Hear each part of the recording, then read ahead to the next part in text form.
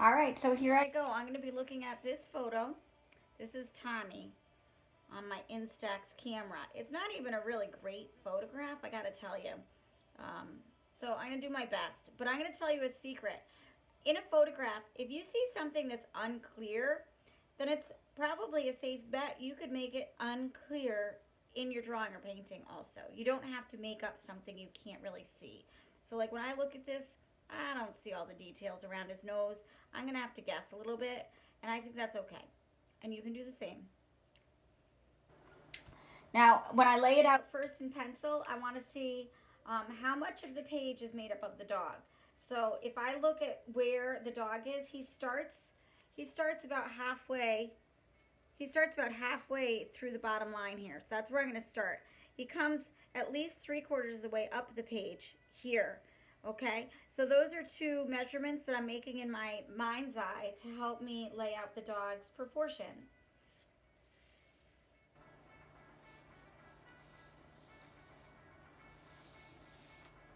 And actually, I might make him a little bit bigger than he is in the photograph because I don't need all that background.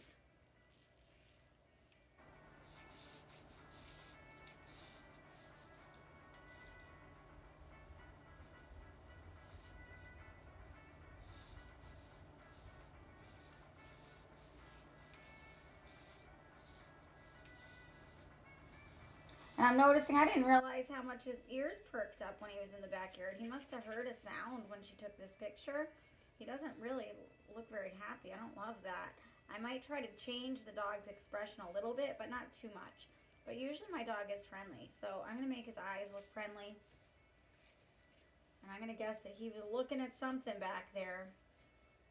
And then I've got a little scruff under here and his bandana. I think I made that too big. I'm going to adjust that. There we go. Is that better? I think that's better. And he is leaning a little bit. So I know sometimes we want to make everything look like it's going straight up and down. But actually in this picture, he's leaning definitely a little bit. So I want to capture that as well, that he's got a little bit of a tilt to his body. All right. I think that's good. I hope Lily thinks so too when she gets to see it. So that's my outline for the dog so far. Alrighty, I did it lightly in pencil so I can fill it in with paint. So now I'm going to use some watercolor paints. These are the same watercolor paints that we have at school. You might have something similar. These are Prang. I do have, because I am, an artist and an art teacher, I do have some higher quality paints. But I'm going to use these so you can see that even school grade materials do fine work. All right, I have a couple of paintbrushes here. The first one I'm going to use is for the background. It's a little bit bigger. I'm going to wet the background of my paper first with some water. I'm just going to fill in that background of, it's like a sky blue and there's some trees and stuff. Kind of getting warmed up, just like you would if you're an athlete. I don't want to get into the hardest stuff right away.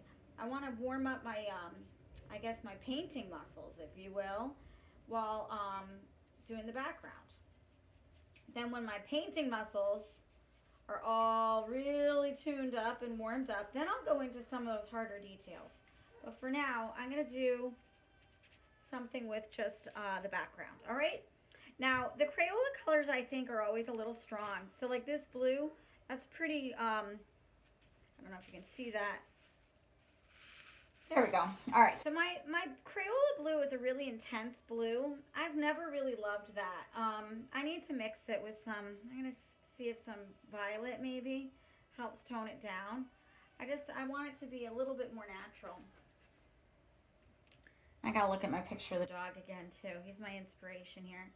All right, now because I already wet the paper with the water and the biggest brush I have, do you see that the watercolor paint gets pulled around the page a little bit? I love that. That's what makes watercolor so fun, is that if you allow the water to do some of the work for you, you get this beautiful movement of color. So don't fight it. If your water on your paper is pulling the color around. Let it do some of that work for you. I think in the end you'll like it. Now the other thing is I don't need my background to be all one color. It could be, maybe there's a little bit of green as I get towards the bottom because, I don't know, trees and grass and things like that. Whatever's going on in your backyard, it's probably going on in my backyard too. Now in my photograph it gets really dark at the bottom, so I'm going to make it a little dark at the bottom. But I don't like to use just straight black. I like to mix it with a little, so I mixed it with some green. I feel like the straight black is a little too heavy.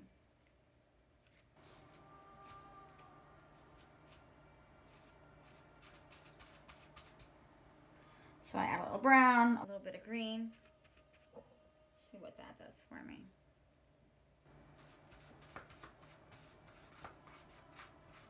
Now some people say they do the background last, and that's maybe okay, but like I said, I want to just kind of get my wheels turning a little bit. I know in a lot of my classes I talk to you about the idea of flow, finding that state of mind of hyper-focused attention. And, you know, musicians sometimes warm up by doing scales with their, whether it's their voice or their instrument. They might practice by doing something of a routine of moving through the scales and, you know, warming it up. And that helps them find that state of hyper-focused attention where they can kind of let things go a little bit and maybe have a little fun improvising.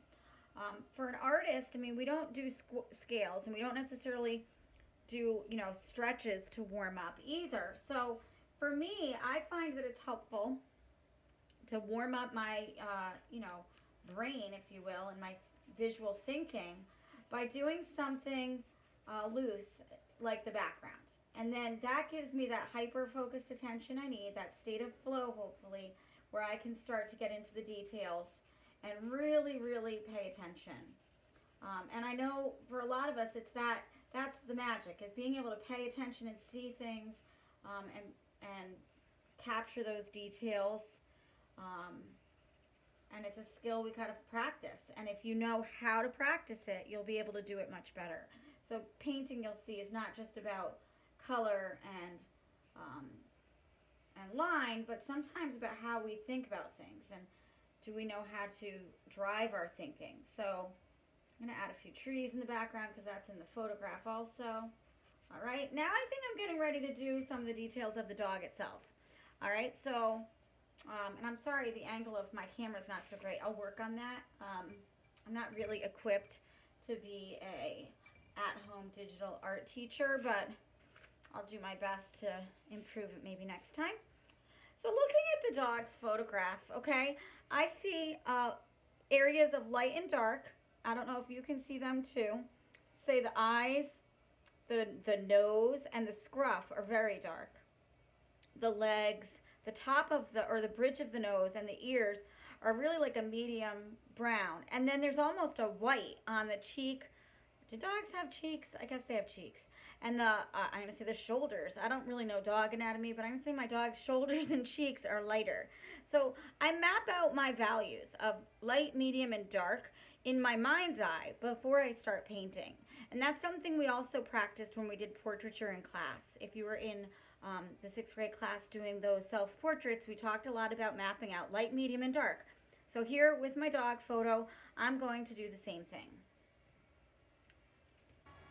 Now, do I start with the lightest areas or the darkest areas? In class, I had to start with the lightest areas. And so I'm going to do the same thing. I have a little bit of white in this watercolor palette, but I want to make it just a little tiny bit brown. Now, I do like to test my colors on scrap paper. I think we did that also when we were practicing in class, but I'm not sure. But I definitely like to test my colors. That's still too dark. And honestly, it's too gray. I want it to be a little bit orangey. Oh, that's much better. So I don't know if you see those test colors, but I like that little orangey color for the part on the bridge of his nose and his ears and all of that. And let me put that down there where you can see it again. All right, so a little bit of that, a little bit of that, and test those colors out. Oh, very good. And so up here, he's got this orangey brown. Oh, I think Lily's going to like this. I really do. I hope so. She can be such a stickler sometimes. She's really my worst critic. But I hope that I meet her expectations. Now here, as my brush gets a little dry, I'm going to let it get a little dry so I get some texture on the scruff. Normally I say don't let your brush get dry, okay? I don't usually like my brush to get spread out like that, because with watercolor especially, you want to keep your brushes wet. But in this case, I think it's going to help me get a nice sense of texture, so I'm going to let it go. Now, if I let my ear color bleed into the sky, it's gonna escape the boundary. So for now, I'm gonna leave a little bit of a halo. I don't usually like halos around the objects in a watercolor, but for now, because it's so wet, I'm gonna let it ride as a little bit of a halo for now. But I'm adding a little bit of those darker values in the ears.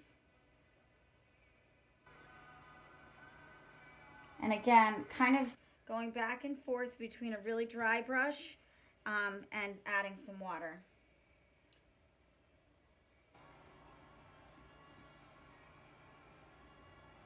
I could use a smaller brush maybe for the eyes, to tell you the truth. Alright, a little bit of texture here.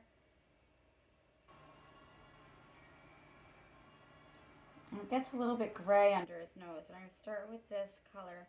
And I can add the grayer part in a bit. There's a little bit of more brown, I'm just realizing here. Is it starting to come together? Can you start to see it? He really is a nice looking dog, if you ask me. We got him at a rescue. We thought he was part German Shepherd, but he's not. At least that's not what the vet thinks. I think he's really probably part Collie and Chow. Just good old American mutt, I guess you'd say. But he's a pretty good dog, so it's all right. Oh, that's him barking now. Can you hear him? I wonder. Now it's almost black under here. Well, I do want that to have more texture. So I'm going to dry out my brush and come back to that so I get a little bit more texture going on.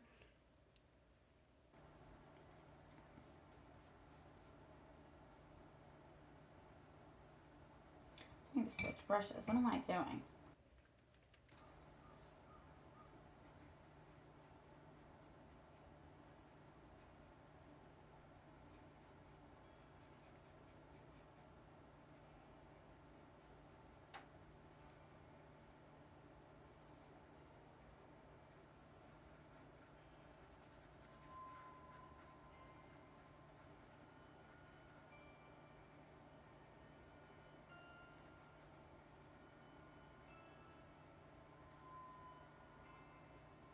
And then I've got this gray. There's some gray down here, so I'm going to add that too.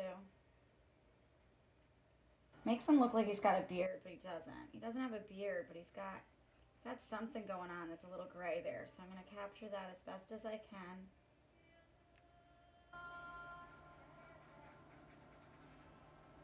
And then there's the other eye over here. Now you'll notice usually I hold my paintbrush pretty far back, but for this little detail I'm going to hold it almost like a pencil, but I almost never hold it right up by this metal part, okay? Even when I'm holding it like a pencil, I hold it still further back. I have greater control that way, and I recommend for you to do the same. A lot of my students I see holding the brush like a pencil, but it's not. I mean, you're not drawing, you're painting, and you want to have a little bit of a looser hand with it. So if you can, hold your paintbrush further back, hold it more upright, use the tip of the brush, and you can get, I think, a little bit better action going on there. All right? Oh, I'm almost done, though. Do you feel it? Still more orange down here and brown mixed together.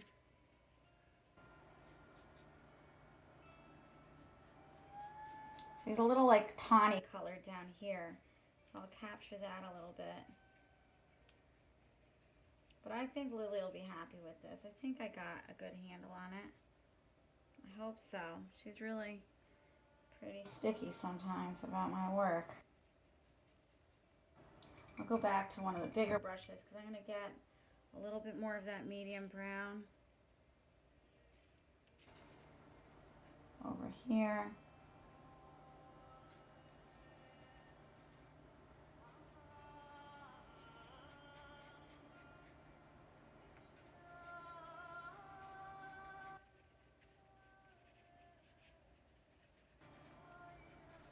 And mostly it's white down here, but it's got a little bit of value, a little bit of color. So just adding a little bit of that in there. And I'm going to add a little bit more up here.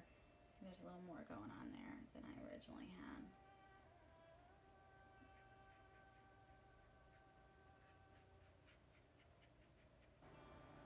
Okay, now the bandana is like a red.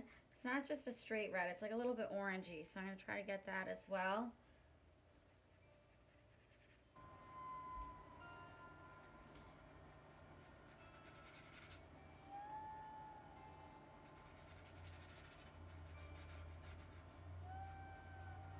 Now it's going to be darker on one side than the other. So again, even the bandana has a little bit of value to it. I'm going to use a little bit of brown, not black, to capture that.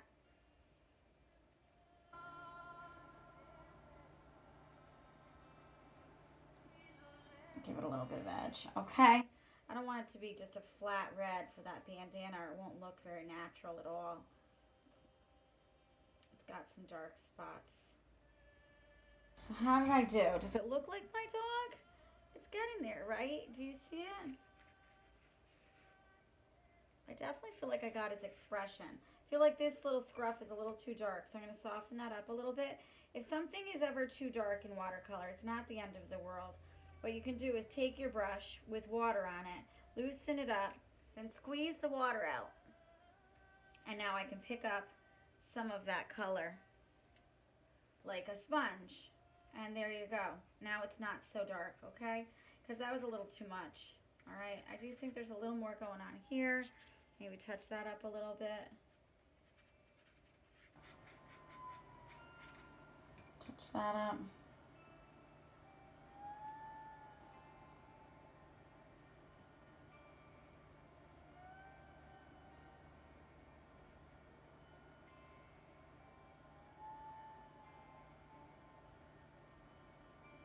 He is a good looking dog, if you ask me. All right, I think I've got a little shadow there.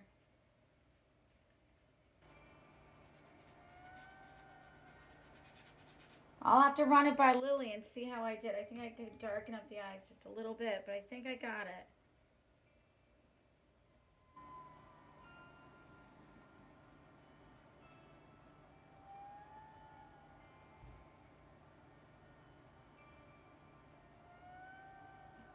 I hope so. A little bit of a line going up that way. I'm going to try to capture that too. Make that a little bigger.